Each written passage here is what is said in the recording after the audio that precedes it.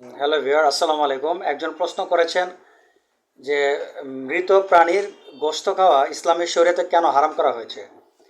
এটি আপনার অকাট্য দলিল দ্বারা প্রমাণিত যে মৃত প্রাণীর গোশত কোনোভাবেই খাওয়া যাবে না। তবে হ্যাঁ, একদিকে ইসলাম একটু অবকাশ দিয়েছে, সেটা হচ্ছে যে একান্ত প্রয়োজনে, যেমন ধরেন কারো অন্য কোনো আর ওয়ে নেই, অন্য কোনো আর উপায় নেই, সেক্ষেত্রে সে বাঁচার তাগিদে জাস্ট সামান্য পরিমাণ সে খেতে পারবে, সেটা একমাত্র বেঁচে থাকার তাগিদে। এছাড়া কিন্তু মৃত প্রাণীর গোশত খাওয়া ইসলামের শরীয়তে কোনোভাবে এটাকে বৈধ করেনি বা জাজ করেনি।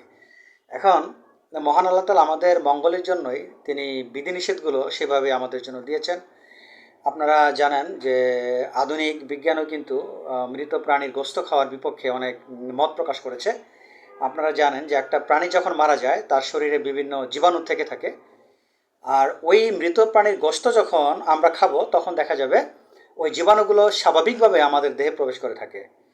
আপনারা জানেন এমনও ভয়ঙ্কর জীবাণু আছে যে কোনো প্রাণী মারা যাবার পরে সেটা কিন্তু রক্তে মিশে যায়, আর ওই প্রাণীর গোশত যদি মানুষ খেয়ে থাকে তাহলে সেই জীবাণুগুলো মানুষের দেহে প্রবেশ করে খুব ক্রিটিক্যাল ডিজিজ সৃষ্টি করে থাকে। আরেকটা বিষয় আপনারা জানেন যে কোনো প্রাণী যদি ক্রিটিক্যাল রোগে মারা যায় আর ওই প্রাণীর গোশত যদি মানুষ খায় তাহলে কিন্তু মানুষের মধ্যে ভয়ঙ্কর রোগ হতে পারে এবং সেটা কিন্তু পরবর্তীতে প্যান্ডামিক বা মহামারী আকার ধারণ করতে পারে।